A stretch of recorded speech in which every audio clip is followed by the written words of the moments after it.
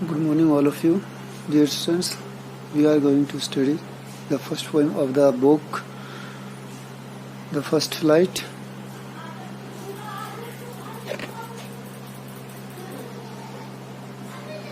First flight.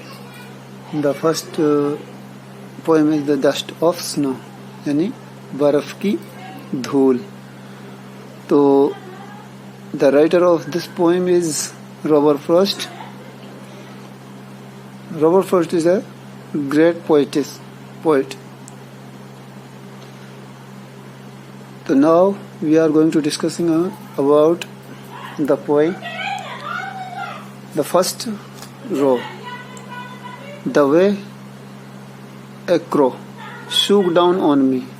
Shook down बोलते हैं हिलाने को, यानी रास्ते में एक कौवा. यानी इस poem में, in this poem, the mentality of the poet is sad. When he was in way going somewhere, यानी जब वो कहीं जा रहा था, the way a crow, यानी रास्ते में एक कौवे, shook down on me, यानी एक कौवे ने मेरे ऊपर हिलाया. क्या?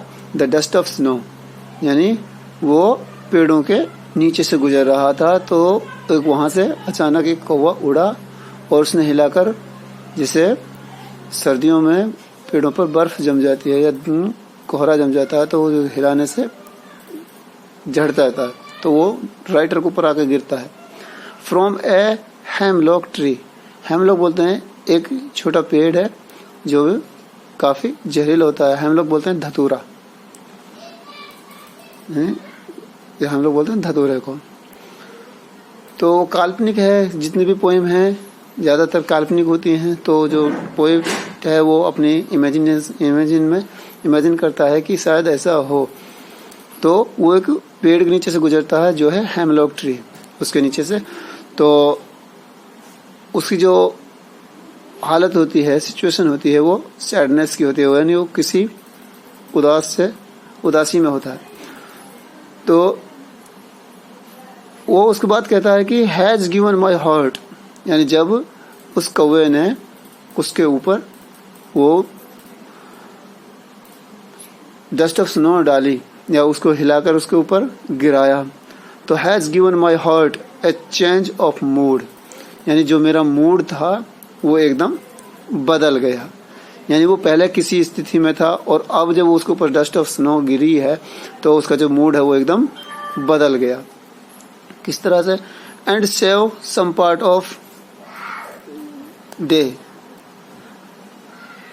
Save some part of a day I had rowed, यानी जिस तरह से मैं अपने समय को यूं ही बर्बाद कर रहा था, तो अचानक से जैसे मेरा ऊपर वो डस्ट ऑफ स्नो आके गिरती है, तो उससे मेरा जो मूड है वो चेंज हो जाता है और मैंने अपने कुछ जो दिन का हिस्सा था जिसको मैं बर्बाद करने वाला था उसी मनोदशा में, तो वो बदल गया और मैंने अपने आप को आगे से चेंज कर दिया और मैंने जो दिन का हिस्सा जो था मेरा वो बर्बाद होने वाला था वो मैंने बचा लिया. रुइन कहते हैं बर्बादी को, यानी खराब करना, या और वो उसके ऊपर अफसोस करता है जो पार्ट उसने अपने दिन का खराब किया था. तो यह है कि आदमी कोई भी मनोदशा में हो, लेकिन अगर उसमें कोई अचानक से कोई झटका लगे या फिर कोई बात उसको कोई बोल दी जाती है, तो वो उस मनोदशा से निकलकर दूसरी मनोदशा में या दूसरी स्थिति में आ जाता है, जिसको वो एक ऐसी स्थिति जिसको वो ना चाहते हुए भी उसके शरीर के ऊपर या उसके मन के ऊपर हावी हो जाती है.